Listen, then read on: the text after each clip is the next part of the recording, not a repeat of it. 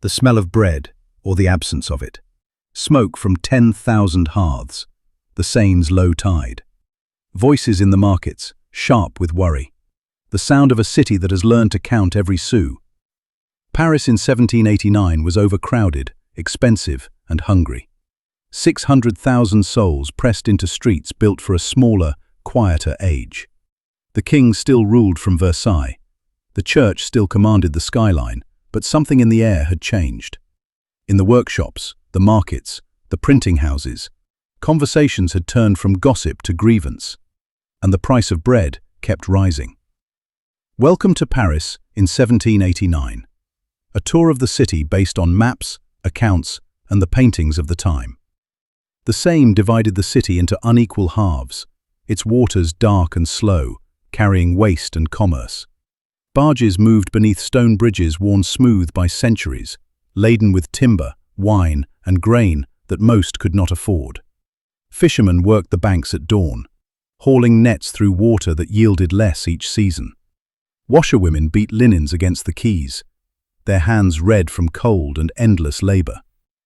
Along the Ile de la Cité, Notre Dame stood in Gothic silence, its towers casting long shadows over narrow streets below.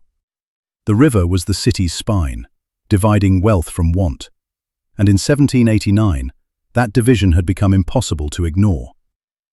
The markets of Les Halles opened before dawn. Wagons arrived from the countryside with produce. Cabbages, turnips, onions, apples bruised from the journey. Fishwives called out prices, butchers hung their wares, and the crowd pressed in, haggling, watching, waiting. But bread was what mattered. Bakers opened their shops in darkness, and by midday the shelves were bare. The price had climbed steadily for months. A loaf now cost what a laborer earned in a day. Queues formed early, tempers frayed easily. When the bread ran out, the crowd did not disperse. They lingered, murmuring, eyes following the baker as he shuttered his windows and disappeared inside. Hunger has its own logic, and Paris was learning it well. East of the old city walls, the Faubourg Saint-Antoine. This was where the artisans lived. Carpenters, locksmiths, cabinet makers, weavers. Men and women whose skill had built the furniture, the carriages, the finery of Paris.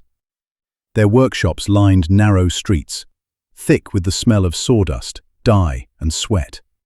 The sound of hammers, the creak of wood under strain.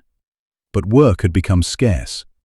The wealthy were tightening their purses, and wages had fallen while the cost of living climbed. Families crowded into single rooms. Children played in alleyways where refuse piled high.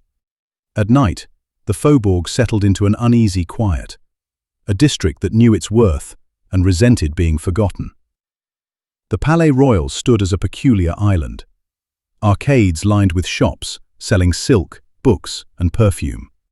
Cafés spilled into the courtyards beneath covered walkways, where men sat for hours, drinking, talking, arguing.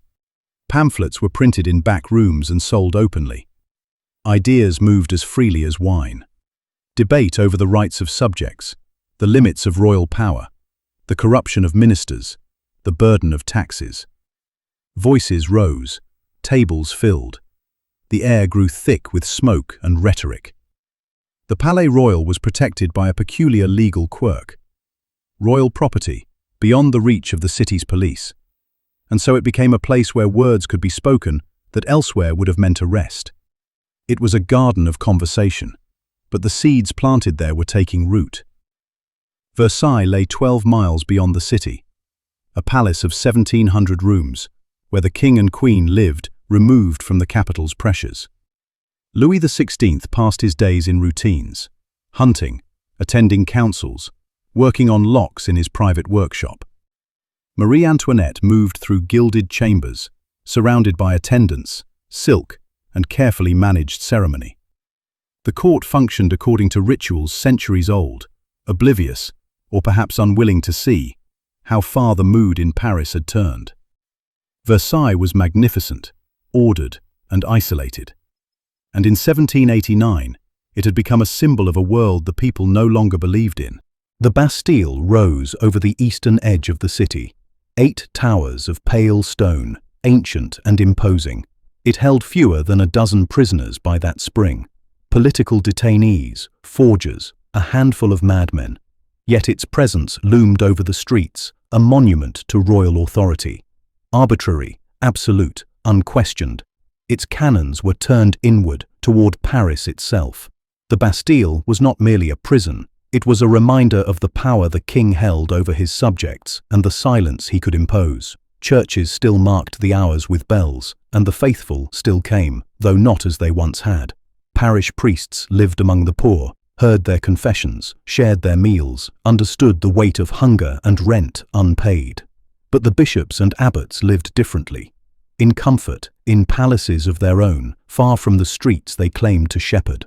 From the pulpits, sermons spoke of patience, of divine order, of suffering as a test of faith. Yet in the markets, in the workshops, in the bread queues, patience was a sermon no one could afford to hear. In May, the Estates General convened at Versailles. The first time in 175 years. Delegates arrived from across France, carrying lists of grievances, hopes for reform. The king needed money, the people wanted change, and the nobility wanted nothing to shift. For weeks, they argued over procedure, over who could speak, who could vote. While in Paris, the price of bread kept climbing, and the streets grew restless. Paris, in 1789, was a city of contradictions. Wealth and poverty pressed against each other. Power and hunger shared the same streets. The old structures still stood, the palaces, the prisons, the churches. But their authority had begun to weaken.